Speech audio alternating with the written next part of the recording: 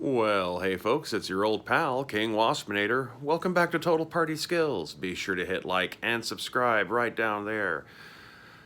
I'm a relative newcomer, actually, to Forgotten Realms in particular.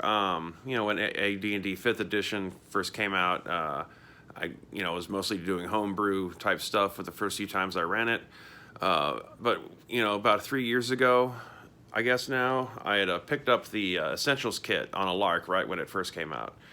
And the next day, I knew I had a couple of younger coworkers who were into Stranger Things, and I guess you could say were D&D curious, and talked them into playing a game and trying it out. And that campaign ended up running on for a while, but because the Essentials kit was set, in the outskirts of the Neverwinter setting, it kind of finally forced me to have to look into the Forgotten Realms setting, which is something I had put off for a long, long, long time.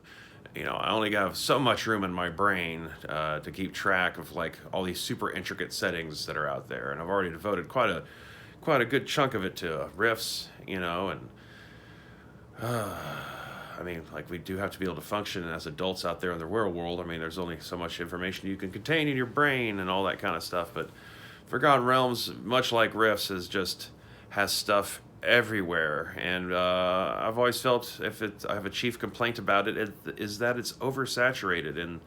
And the basic Sword Coast world map as presented in 5th edition, they have crammed so many things in that little bit of land area, which, like, you look at the actual square mileage, you're talking something like roughly the size of like France or Germany.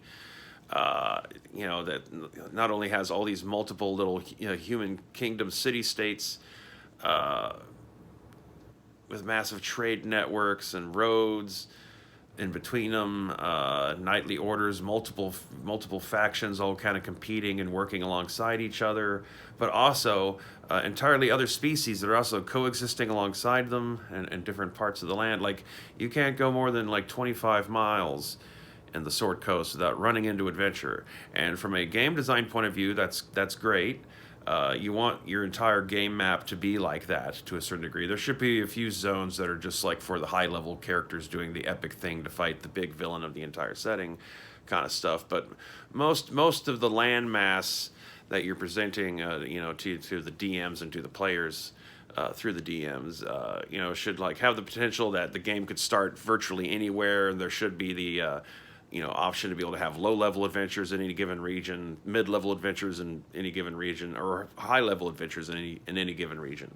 Like I said, you only want a few places that are like strictly like off limits to low-level characters, just in terms of just the power level of the things you're going to be running into there. Your volcanic ridges, your big apocalyptic wasteland deserts, frozen tundras, all that kind of stuff. Everywhere else should have like adventure potential for all levels of play, and in that regards, Forgotten Realms succeeds. However, they have so nailed down all the lore everywhere that I always just like I don't have time to like memorize all this, especially since the fact that they have all these novels out there. It was maybe more of a problem back in the 80s and 90s, but because of the prevalence of the novels that they had, that TSR was putting out for Forgotten Realms, you'd frequently like run into players who feel very comfortable and knowledgeable about the setting and are just kind of constantly kind of pushing against how you're trying to present things if you're reinterpreting it at any degree, or you're not aware of something from some book that you don't have or haven't read that they're aware of because they read about the adventures of blah blah blah from the land of blah blah blah. And that's a little annoying, but finally I kind of started to wanted to figure out what this world is if I'm actually going to be actively running a campaign for a couple people adventuring in it.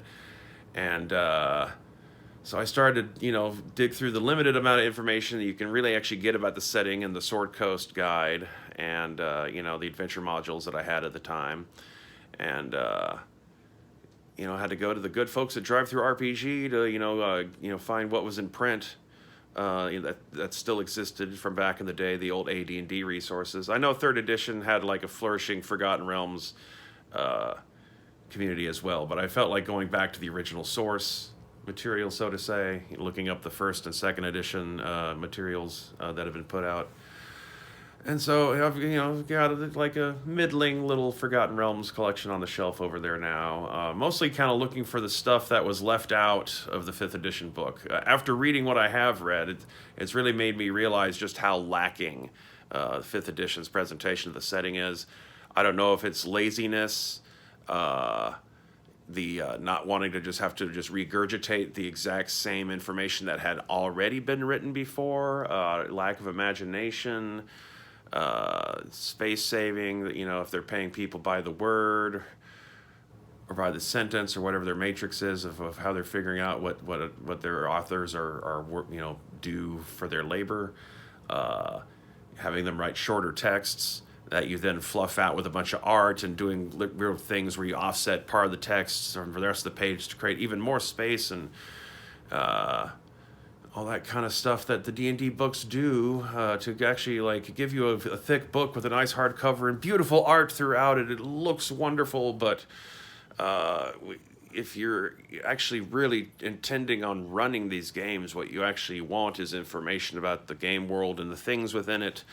And so I'm of the camp of people that prefers text over pretty pictures.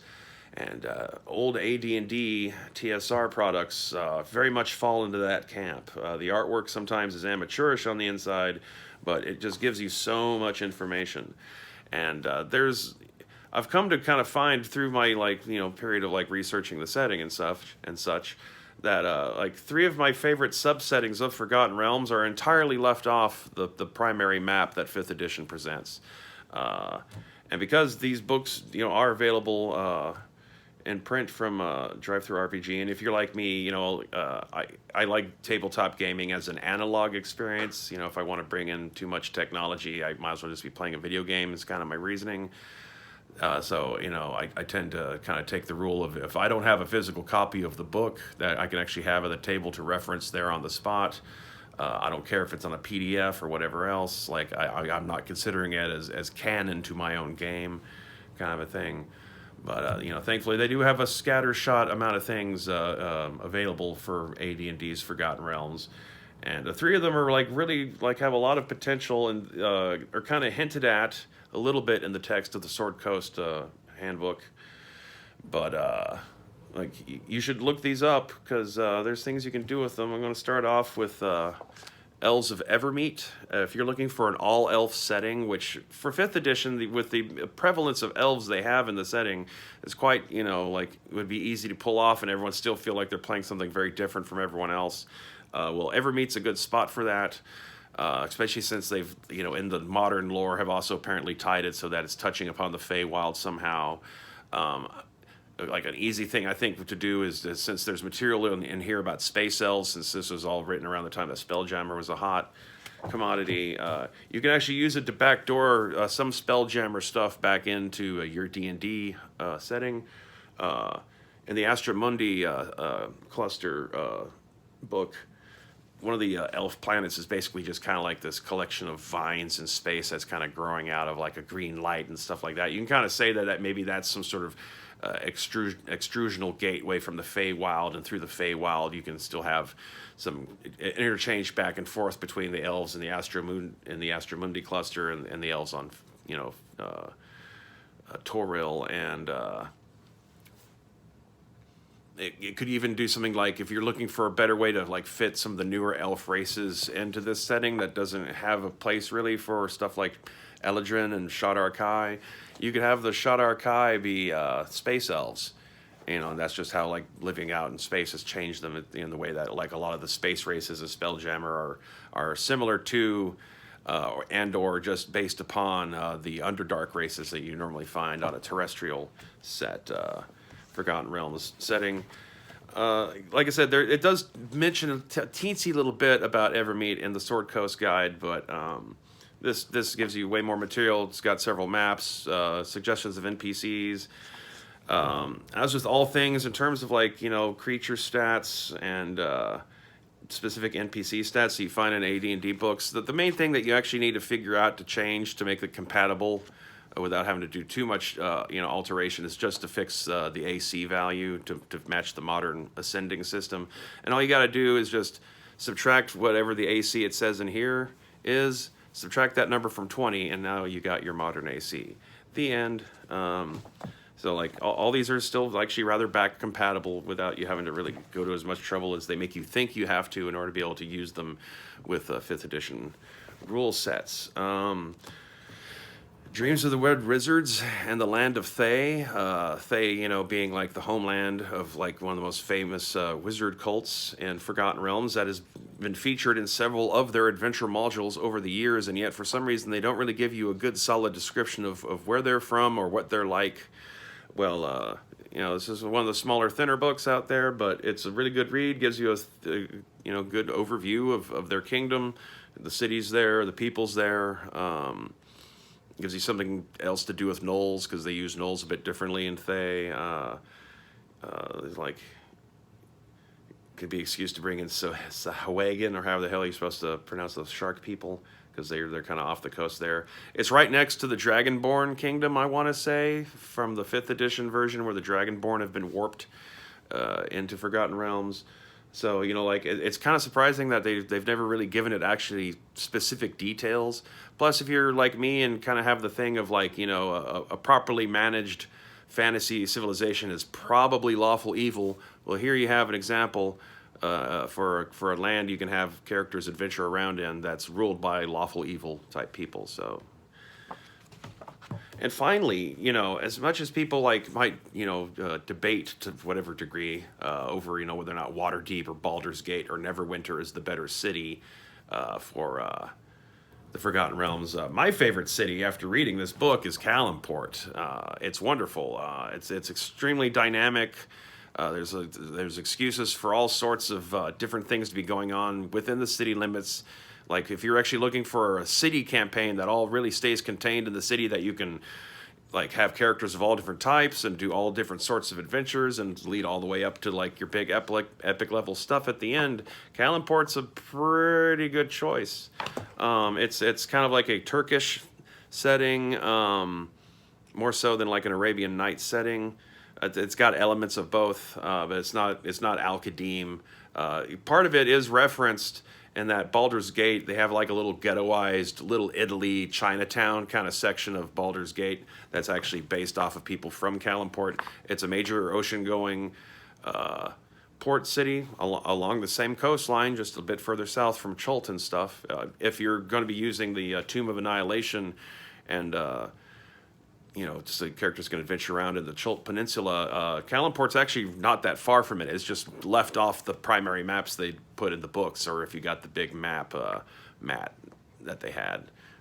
And probably still do have if you look for it on Amazon and stuff. Anyway, though, like, the whole city is divided up in all these little walled subsections. They're the people who are in control of the city, like, it's kind of scattered rulership. I mean, there is like a sultan, but there's all sorts of different competing guilds and high powerful wizards, and I think every little subsection and neighborhood is kind of its own thing. It's got this thing going on where, like, the walls themselves are roads and walkways, so people of different castes, you know, like the people of the higher classes within the society never actually set foot on the ground. That's just where, like, the ultra poor kind of people live. There's a big underground section, like 2 different kind of thief guilds organizations working on, like, a whole area that's controlled by wizards. There's so much to do with it. It's great, and it's familiar enough, but also different enough that, you know, it gives you the ability to do, like, a lot of, like, you know, the kind of classic storytelling type D&D adventure scenarios that, you know, you're already familiar with, but with just a little bit of a adjusted set dressing, so it feels like you're doing something different, you know, without, you know, going, like, too far out there into the reeds of trying to come up with something alien. So yeah, 3 Forgotten Realms that need to be remembered more. I mean, even if, like, by some coincidence Wizards of the Coast was to, like, in these last 2 years that AD&D 5th edition is going to be around and actually get books, that if they would actually put anything out for any of these things, even if they did, I don't really trust that the product's actually going to be worthwhile. If you're actually looking for real information about these products, about these settings, because you're actually like wanting to have a canon portrayal of Forgotten Realms for your Forgotten Realms adventures, because if what's the point of playing in an established setting unless you're going to use the things in that setting, you know. Otherwise, just do a homebrew if you're just going to do your own original crap in it. So they're just not going to do a good job of it, though, man. I already know it's going to be a bunch of art. There's going to be stuff in there intentionally designed to try to get some internet buzz. There'll be like some like new stupid race based on some animal, maybe muskrats. Maybe there'll be like muskrat dudes running around in the sewers of Calimport in the 5th edition Calimport adventure. It'll be like 15 pages long, and then the rest is going to just be like a bunch of adventure suggestions that are mostly just about, you know, like people hanging out at tea houses, maybe a hookah bar, you know, that kind of stuff. Yeah. Anyway, I guess that's about it. Hit like and subscribe, leave comments below, and as always, you know, do the thing.